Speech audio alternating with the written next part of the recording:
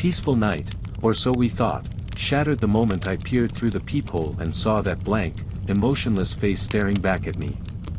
About 4 years ago, when I was 16, something happened that still makes me check the deadbolt on my front door several times every night.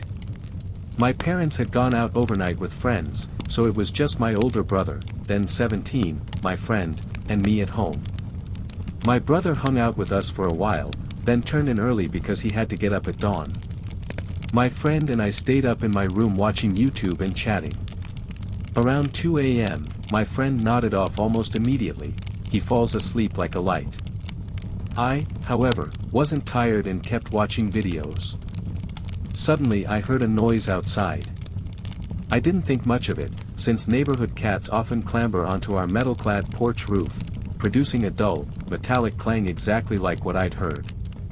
5 minutes later a faint shadow flitted past my window, the one right beside my monitor. In any other situation I'd have shrugged it off as my imagination, but 2 strange events in a row felt too unsettling to ignore. I got up and walked to the front door, and by God, both locks were wide open.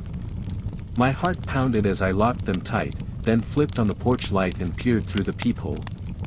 A young man, maybe 25 to 30 years old, was pressed right up against the glass. I yelped, "Get away, freak," and jumped back. He was mumbling something about needing help, speaking with fearful urgency. His voice trembled as though he were terrified for his life. But his face? Totally blank. Not a flicker of emotion registered on those features, just lips moving, a vacant stare.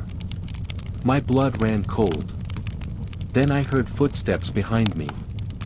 I spun around to see my brother in the hallway. The stranger outside went silent. My brother asked, "What are you doing?" I explained someone was lurking at the door. He said he'd seen a shadow at the window but dismissed it as a trick of the light. We killed the house lights and pressed against the windows, nothing was out there. Suddenly, a blood-curdling scream echoed from my room. My brother and I bolted inside and froze. The same man was standing at my bedroom window, wearing that same expressionless mask. Even though the porch light was blazing and the house lights were off, he shouldn't have been able to see us so clearly. He locked eyes with me. And then, for the first time, his face twisted into a grin, wide, predatory, insane.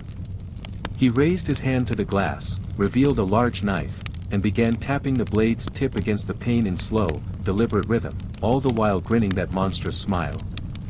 By then my brother was on the phone with emergency dispatch. I still don't know why we hadn't called sooner. Nobody thought to dial 911 until the scene turned terror movie real.